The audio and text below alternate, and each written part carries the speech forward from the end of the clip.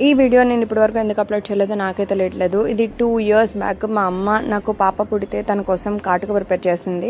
ఈ మధ్యన తెగ వైరల్ అవుతున్నాయి ఇంట్లోనే కాటుక ప్రిపేర్ చేసుకోవడం. సో మీ అందరి కోసం మా ఇంటి కాటుక, మా అమ్మ కాటుక ఎలా ప్రిపేర్ చేసిందో చూపిస్తున్నాను. ఫస్ట్ అయితే ఒక కుందులో నువ్వుల నూనె వేసి అందులో ఒత్తు పెట్టాము. ఒత్తు వెలిగించుకొని 2 గిన్నెలు సపోర్ట్ కింద పెట్టుకున్నాము. దానిపైన ఇత్తర ప్లేట్ పెట్టాలన్నమాట కుందు పైన. అది పెట్టేటప్పుడు జాగ్రత్తగా చూసుకోండి, వేడి తగలాలి ప్లేట్కి, కానీ ఒత్తు ఆరిపోకూడదు, అలా ఉండాలి. సో అలా 2-3 గంటలు వదిలేస్తే దీపం కొండెక్కిపోతుంది. తర్వాత ప్లేట్ తిప్పి చూస్తే కాటుకు బొడ్డు కడుతుంది. ఇప్పుడు ఒక క్లీన్ చాకుతోని, అంటే కారం కట్ చేయని అలాంటి వాటితోని దాన్ని దగ్గరగా లాక్కోవాలి. ఆ పౌడర్ని మొత్తం లాక్కుని చిన్న పిసరు ఆవు నెయ్యి వేసుకొని కలుపుకోవాలి. ఎక్కువ వేసేయద్దు ఆవు నెయ్యి, ఎందుకంటే కాటుక పలుచగా అయిపోయి పాకిపోతుంది. తర్వాత ఆ కాటుకని మొత్తం ఒక శుభ్రమైన గిన్నెలోకి తీసుకుంటే హోమ్ మేడ్ కాటుక రెడీ.